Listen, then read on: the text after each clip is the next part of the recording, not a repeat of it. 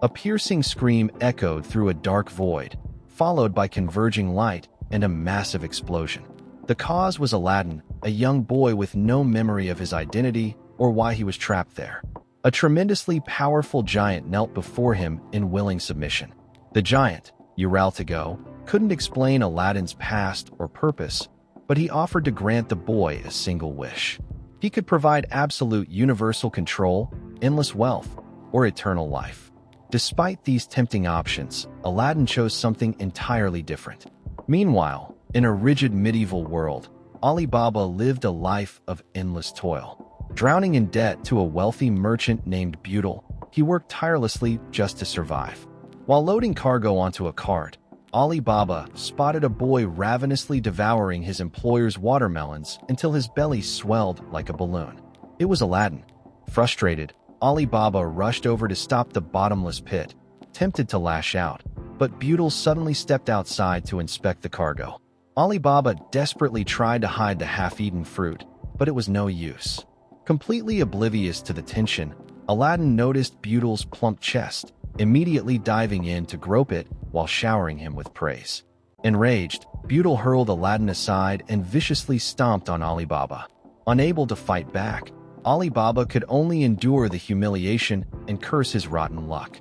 That night, Aladdin followed Alibaba home and devoured his entire emergency food supply like an absolute freeloader. Exasperated, Alibaba muttered that he needed to conquer a dungeon soon or risk starving. Aladdin was intrigued to learn that dungeons were towering, mysterious structures that appeared 14 years ago, rumored to hold massive fortunes and powerful magical artifacts. Though fascinated, Aladdin couldn't ask more before Alibaba passed out for the night. The next morning, as they walked the streets, Alibaba daydreamed about using dungeon riches to woo beautiful women, while the equally shameless Aladdin was mesmerized by a street dancer. Bouncing around excitedly, Aladdin bumped into a beautiful girl carrying a basket of lemons. As she gathered the dropped fruit, the boys noticed heavy shackles on her ankles, marking her as a slave bound to a harsh, uncertain fate. Ashamed of the stares, the girl tried to cover her chains, spilling her entire basket in the process. Stepping right up to her, Aladdin played a single note on his flute, instantly snapping her chains and declaring her free. However, the crowd froze in terror instead of cheering, as freeing a slave was a capital offense. Before Alibaba could do anything to fix the situation, Butel arrived on the scene. Unsure how the chains broke, Butel ordered his armed guards to seize them. In response, Aladdin played his flute, summoning a massive blue hand that swatted the guards away and slammed down near Butel. The resulting shockwave knocked everyone off their feet, terrifying the merchant into fainting. Spotting approaching soldiers, Alibaba grabbed Aladdin and fled. Realizing Aladdin was a sorcerer, Alibaba treated the boy to a hostess club, surrounding him with beautiful women to coax him into exploring a dungeon together. Aladdin enthusiastically agreed. Relieved, Alibaba requested a girl for himself, only to be horrified when a massively muscular woman arrived instead. He stumbled out of the establishment later looking like his soul had entirely left his body. Right on cue, Butel tracked them down. To avoid further trouble, the pathetic-looking duo reluctantly returned to work for him. Their new, highly dangerous task was to transport wine along a road plagued by an alcohol-craving monster. Before setting off, they saw the red-haired slave girl and others locked in cages, destined to be worked to death in the mines. Alibaba was furious but felt powerless to help. During the journey, Butel cruelly ranted that slaves were born as trash and would die as trash. Though seething, Alibaba cowardly played along with the scumbag's words. Aladdin warned him that constantly lying would make him lose faith in himself. Just then, a thunderous rumble shook the ground, and the earth suddenly caved in beneath them. The caravan's camels couldn't outrun the collapsing earth, and the wagon wheels quickly shattered from the violent tremors. Selfishly, Butel ordered everyone to abandon the people in danger and save his precious wine instead. A gigantic man-eating plant, drawn by the alcohol, lurked at the bottom of the crater. Its thrashing tentacles sent massive shockwaves through the ground, causing a little girl and the red-haired slave girl to lose their footing and fall. Alibaba lunged to catch them, but missed because Butyl shoved him aside to protect a wine barrel. Stunned, Alibaba listened as Butyl shrieked that the slaves were worth less than a single barrel of wine.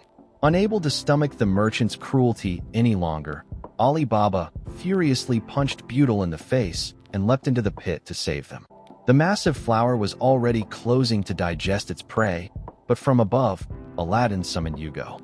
With the giant's help, Alibaba hurled a wine jug into the beast, weakening it just enough to pull the girls free. However, the effort pushed him deeper inside the plant. Facing death, Alibaba felt no regrets, relieved he would never have to lie or look at Butyl's face again. Unwilling to let his friend die, Aladdin commanded his magical turban to gather the remaining wine barrels and drop them straight into the man-eating plant. Drunk on the massive influx of alcohol, the flower went limp and released Alibaba. While Alibaba rejoiced at surviving, Butyl threw a screaming tantrum over his ruined goods. Ignoring the merchant entirely, Yugo effortlessly carried the two boys away from the scene. It took them an entire day to finally reach the dungeon of Amon. Despite his lifelong dream of conquering a dungeon to change his fate, Alibaba hesitated as he stood before the menacing death trap. He turned to Aladdin, offering him one last chance to back out, but noticed the young boy didn't look well at all. Instead of answering, he collapsed forward, pushing Alibaba through the gate. After plummeting down an endless tunnel of sand, they arrived in a boundless, universe-like space. When he opened his eyes again, he was inside a cavern filled with water mixed with a strange, highly flammable black liquid. Reacting instantly, Alibaba hoisted Aladdin up and sprinted toward the exit just as ferocious flames erupted across the water's surface. After wandering further, a massive boulder rolled toward them, forcing them into another desperate sprint. Unable to outrun it, Aladdin summoned Yugo to carry them. The giant safely dodged the boulder as it crushed a bridge, then leapt into the abyss and returned to the flute. Alibaba tried to thank Aladdin, but noticed the boy was utterly drained of strength. Summoning Yugo cost a massive amount of stamina and left Aladdin ravenous. Alibaba encouraged him to hang in there, promising they would find food if they survived. However, when he briefly turned away to survey the area, Aladdin vanished. A giant green ant had taken his place and was actively trying to eat the screaming boy. Alibaba didn't hesitate, yanking Aladdin free from its jaws. Surrounded by a swarm of the creatures, Alibaba drew a small dagger and faced them head-on. He dodged their charges with lightning speed and struck back with deadly precision. He easily dispatched the large but fragile ants with razor-sharp slashes. Just as Alibaba was about to wipe them all out, the remaining ants suddenly dissolved and merged into a colossal, four-limbed monster that immediately sucked in a massive breath of air through grooves on its body. The monster unleashed a torrent of fire, but Alibaba grabbed Aladdin and dodged. Sensing the danger, Aladdin used his remaining strength to summon Yugo. The giant's punch shattered the creature's shoulder, but the wound instantly regenerated. Gritting through the pain, Aladdin blew his flute again, and a flickering purple energy cloaked Yugo's hands. As the monster spewed fire, Yugo caught the flames barehanded, clasped his fists together, and delivered a devastating, bomb-like blow. When the smoke cleared, only a massive crater remained. Aladdin completely lost consciousness after the battle. Suddenly, footsteps echoed through the dungeon. Alibaba peeked out and was shocked to see the cruel lord, Jamil, accompanied by the red-haired girl, Morgiana. Ignoring Alibaba, Jamil headed straight for the sleeping boy, reverently addressing him as a magi before attempting to take him away. When Alibaba intervened, Jamil ordered his hulking bodyguard, Goltas, to attack. Using his superior combat skills, Alibaba quickly turned the tables and subdued the guard. Impressed, Jamil callously struck down his defeated slave and commanded Alibaba to follow him instead. Confused by the man's twisted logic, but left with no other options, Alibaba complied. They soon reached a barrier of endlessly erupting and dying fire pillars. At the entrance stood a stone tablet inscribed with ancient text.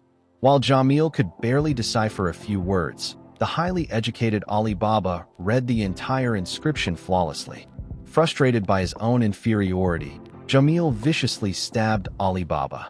Bleeding but determined to follow the tablet's instructions, Alibaba became the first to leap and tumble safely through the towering flames. On the other side stood a stone dragon head.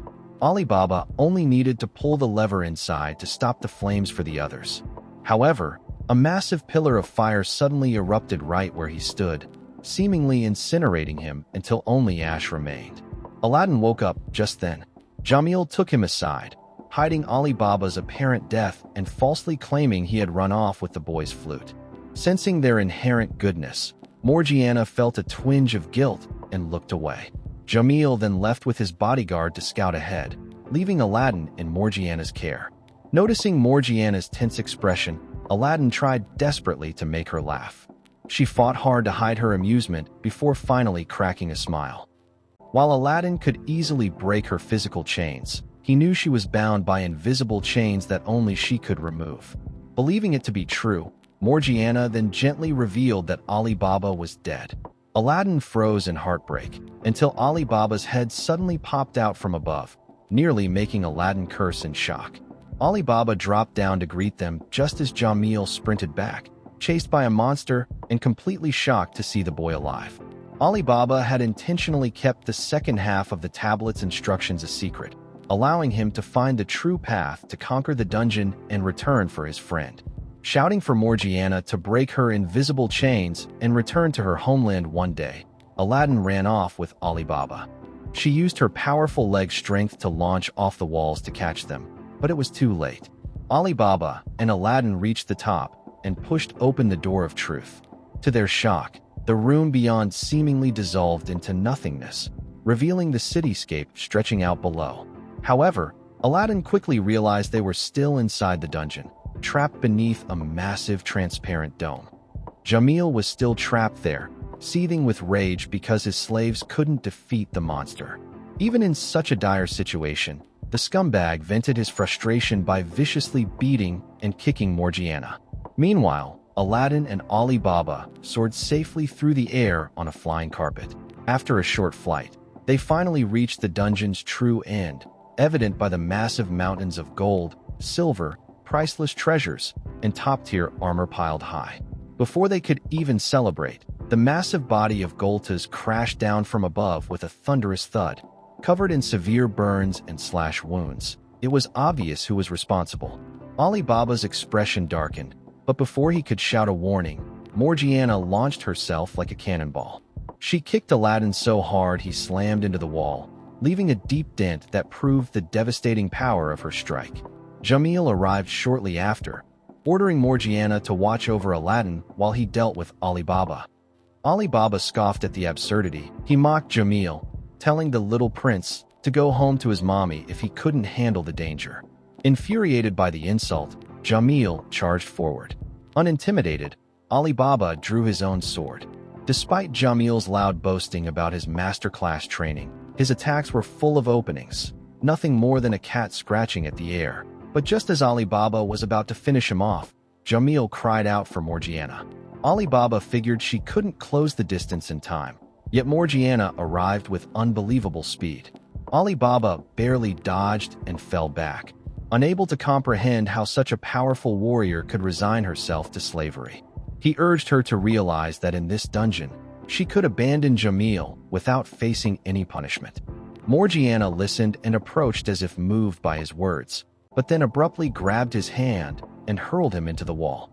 The devastating impact completely destroyed Alibaba's ability to fight. Jamil ordered Morgiana to kill Alibaba. She hesitated, as it would be her first time taking a life. Slowly approaching with a raised sword, she wavered briefly before bringing it down. Instantly, a flash of light burst forth, shattering the intact blade to pieces.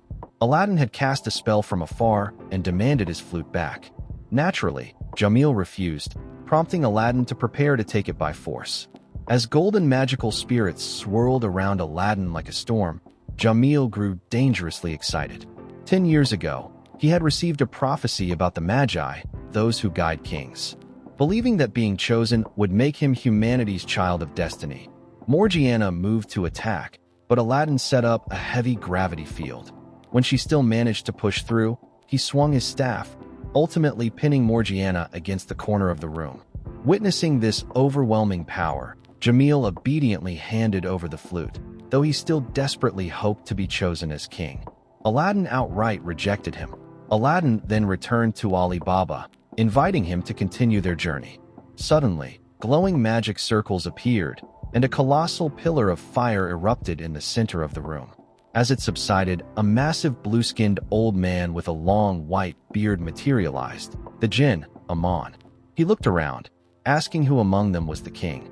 Passing over Morgiana and Jamil, his gaze finally fell upon Aladdin, and he stepped forward to pay his respects to the Magi. Hugo immediately emerged from the flute, silently gesturing to Amon. The old jinn nodded in agreement and greeted Aladdin again, leaving the young boy deeply curious about what a Magi truly was. Magi are sorcerers chosen to guide ordinary humans into becoming wise and exceptional kings, as humanity cannot sustain itself without a leader. Suddenly, an enormous magic circle appeared overhead as another sorcerer attempted to seal the exit. Amon quickly gathered everyone to teleport them out. Morgiana hesitated, unsure of what to do. Goltus, still alive, limped over and urged her to escape, but to leave Jamil behind, declaring that his final wish was to see her return to her homeland. He cut Morgiana's chains and turned away. As the teleportation spell finished, Amon transferred himself into Alibaba's sword sheath. Alibaba still couldn't believe a coward like him had conquered a dungeon, but Aladdin strongly disagreed. He believed that someone who ignored personal mockery but risked everything to save others could never be weak. Aladdin was certain Alibaba would become a great king and build a wonderful country. Their journey together ended there.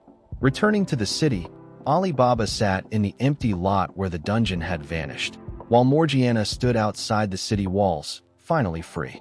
Instead of wasting his newfound fortune on women as everyone expected, Alibaba nobly used every last coin to buy the freedom of all the slaves. Everyone. Meanwhile, Aladdin had been teleported to an entirely unfamiliar place. He woke up in a clean tent being cared for by a kind old woman named Baba, the chief of a historically powerful nomadic tribe. Looking at him, she recognized Aladdin as a child of the Rook, the golden butterfly-like creatures. The Rook were gentle, benevolent beings, and seeing Aladdin surrounded by them proved his good nature, giving Baba a very favorable impression of him. Their conversation was interrupted by returning scouts bearing grim news. The Ko Empire was aggressively expanding its territory, defeating opposing tribes, seizing their lands, and erasing their customs. However, the Kuga tribe refused to submit. Just as they had held back advances for centuries, the entire tribe was prepared to fight to protect their ancestral land. In the following days, Aladdin bonded deeply with the Kuga. Baba stayed by his side, explaining their way of life.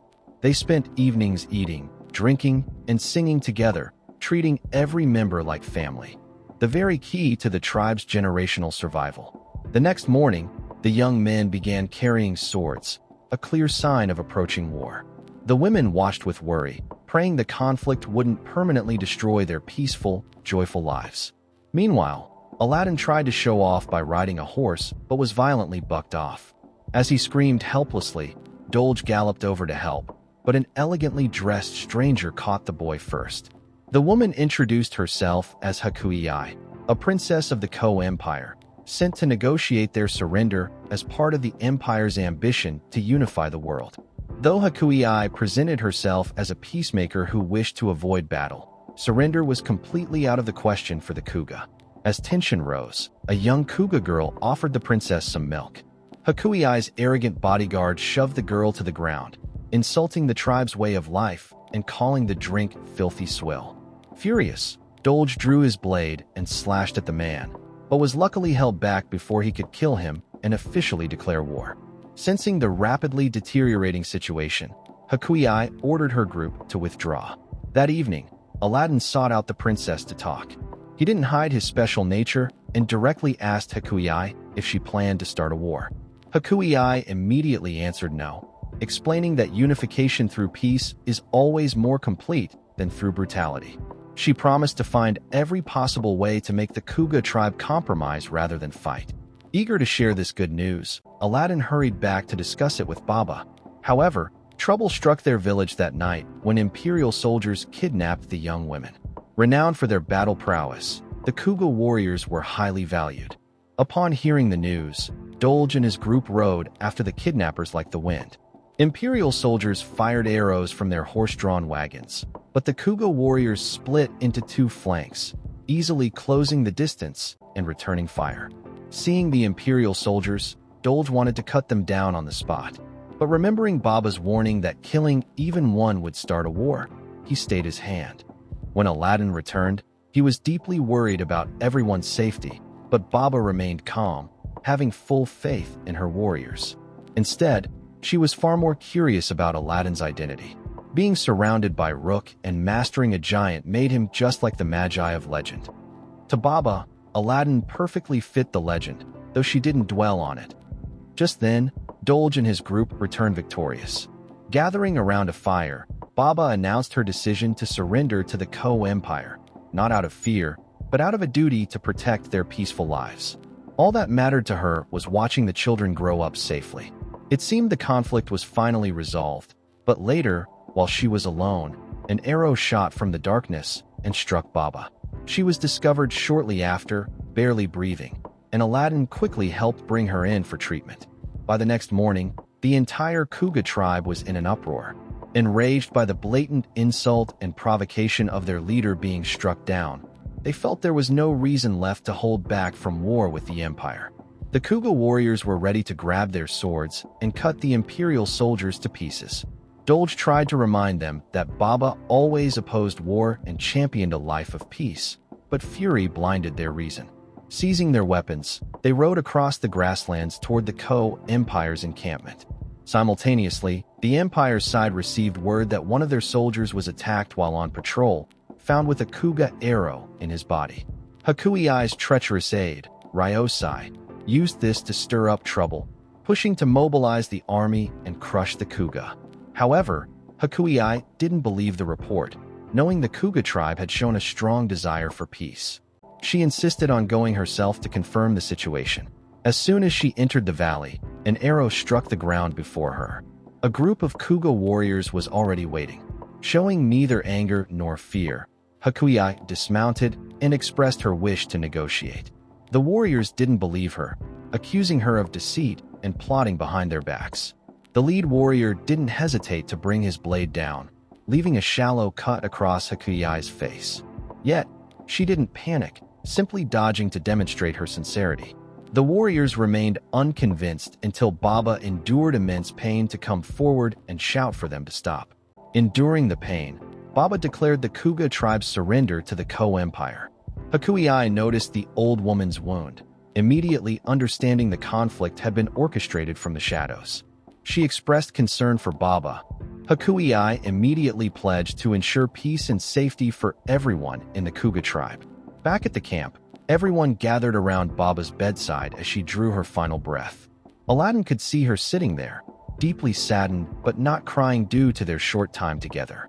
Only after death could Baba truly see through to Aladdin's identity as a magi. Heading back to camp, Hakui knew she had to deal with her treacherous supervisor, Ryosai. Suddenly, he arrived with his troops, visibly shocked to see her alive. His original plan was for the enraged Kuga warriors to kill the princess, giving him an excuse to slaughter the tribe in revenge. Unfazed by her survival, Ryosai simply decided to execute her right there and pin the blame on Baba's people anyway. At his command, soldiers unleashed a volley of arrows at Hakui. Just as they were about to strike, the arrows froze in midair and dropped to the ground. As a dungeon conqueror, the princess naturally possessed extraordinary power. Her attendant also used wind magic, cutting through a charging squad with a single slash. Behind him, Hakui entered her battle form, summoning tornado-like winds that sent soldiers flying. However, this massive magical output nearly depleted the energy stored in her divine vessel. After unleashing one final strike to clear the field, Hakui moved to seize the traitor, only to be shocked by an even larger army standing behind him. Exhausted, she and her forces were quickly overwhelmed.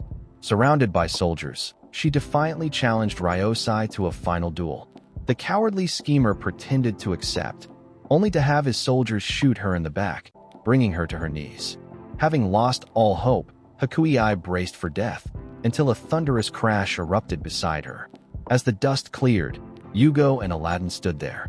With a single, effortless swat, Yugo sent Ryosai tumbling across the ground like a rag doll. At the blast site, not a single enemy survived.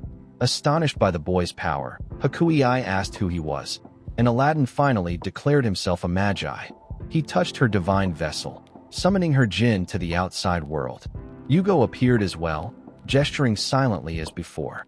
Instead of explaining Aladdin's identity, Hakuei's jinn formally introduced her as a dungeon conqueror and a rightful king candidate. Through this brief exchange, Aladdin learned that other magi existed in the world. Once the dust settled, he returned to bid a heartfelt farewell to the Kuga tribe. As a token of their eternal friendship, they gifted him Baba's staff. Carrying the tribe's warmth with him, Aladdin resumed his journey of self-discovery. Meanwhile, Morgiana was living a peaceful life with two kind merchant girls, Layla and Sasa. They didn't care about her dark past. As long as she was a good person willing to work, they gladly took her in, providing a decent job, food, and shelter. When Morgiana struggled to express her deep gratitude, Layla warmly told her not to worry. Having relied on the kindness of others to survive herself, the girls noticed many merchants desperately fleeing Chishan.